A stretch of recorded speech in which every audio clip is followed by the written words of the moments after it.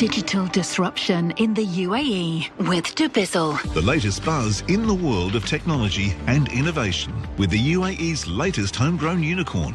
Yeah, time for us to turn to disruption. We turned to disruption a little earlier on when we were talking to Walid from Hala, the insurtech company. Good news, they're recruiting at the moment. They are seeing a demand and therefore they're looking to meet that demand. What about the case when it comes to tech and when it comes to Bayut and dubizzle, one of the biggest brands here in the region? Well, let's speak now to the head of HR at Bayut and dubizzle about the very notion of disrupting the talent gap here in the UAE. HR director at the company is Suzanne Gandy, joins us live on the line, live on Microsoft Teams. Suzanne, good morning. Good morning, Tom. Thanks for having me back.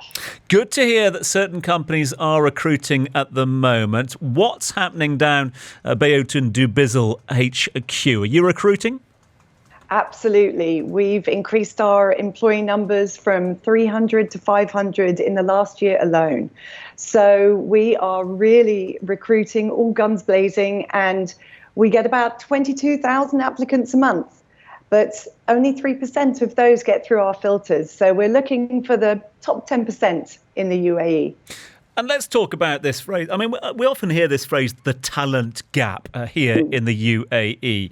Does it exist, especially in the sort of tech field that you are specialising in? And what's it look like?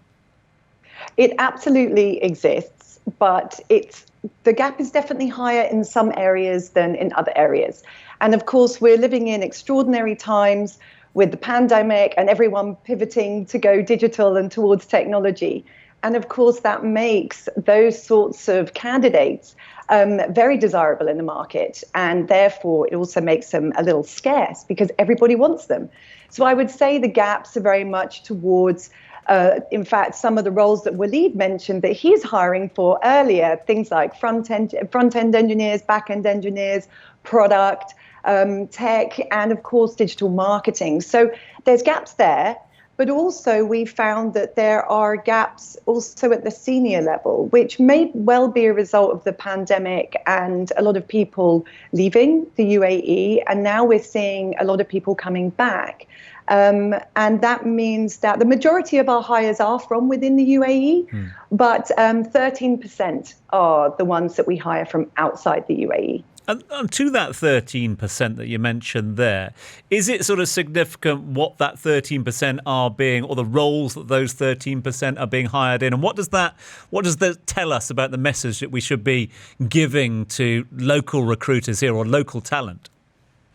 I think there was an interesting interview you did yesterday with David McKenzie, and it was talking about a lot of people, a lot of organizations who are aiming a little cheaper in the market. And I completely disagree with that.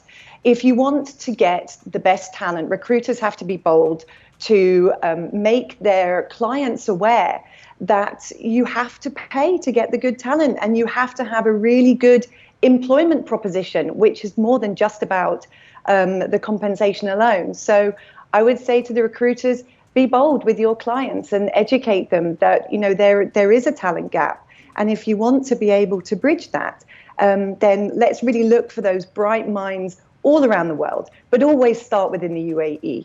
What about internships? Something that a number of companies here have not really embraced with open arms in the past. Is that a possibility to bring or certainly give an idea of talent? Tom, at the moment, 6% of our employee workforce are interns. And we have worked really hard in the last, I would say, 4 months to get interns into every single part of the organization. And those 30 bright young minds bring extraordinary talent to our organization. They make us see things in other ways. They've not been jaded by any past experiences or anything like that. And so what we found now is that we are transitioning a number of those interns into full-time employees, coming from that internship program into a graduate role, and then looking for them to stay with us for a career here with Bayut and dubizzle.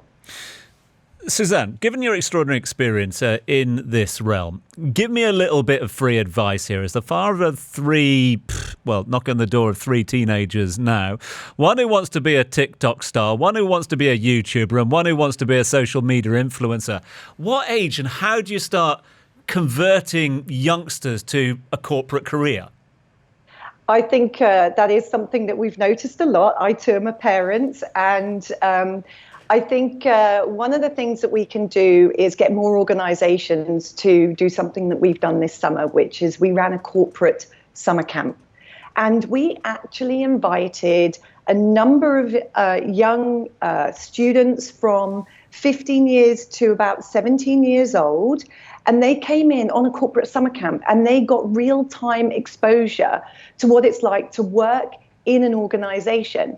And I think that is an area where a lot of enterprises here in the UAE can really bridge that gap to give young, bright, students like your kids the opportunity to actually see what is out there, what is all the other things that they don't see through social media, that they don't see through YouTube, but actually all their parents are going off to do every day. And that's not to say that some of these bright minds won't go off and do those sorts of careers. But of course, these corporate summer camps are key to helping schools and education institutions bridge that gap to give those students real-time exposure to a working environment. And it was really good fun to have those students here in our office over the summer. Yeah, I think that's a really valid point as well. It's that sort of hands-on approach, isn't it? We've talked about internships. We've talked about work experience, summer camps as well.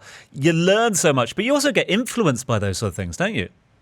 Absolutely. I mean, we had these students, they were telling us so many things about what they desire in the future from their workplace. And I actually ran a workshop with them saying, what will make you want to come to work in the future? And they basically said everything that most of us want to come to work for, but they're much more vocal, much more confident. And that means that we can learn from that to the point where, yes, we've got a lot of things in the pipeline and we've got lots of initiatives that we're doing at the moment, but it gives us that future focus of how do we actually look at those Gen Z young minds coming into our organisation, how can we capture them and how can we keep them and retain them longer term? Yeah. So that's what we really learned from the corporate summer camp this summer. Suzanne, always great to catch up with you. Really appreciate your time this morning. Thanks so much indeed to you and the team down there at Bayut and dubizzle. Suzanne Gandy is their HR director. This is the Business Breakfast on Dubai.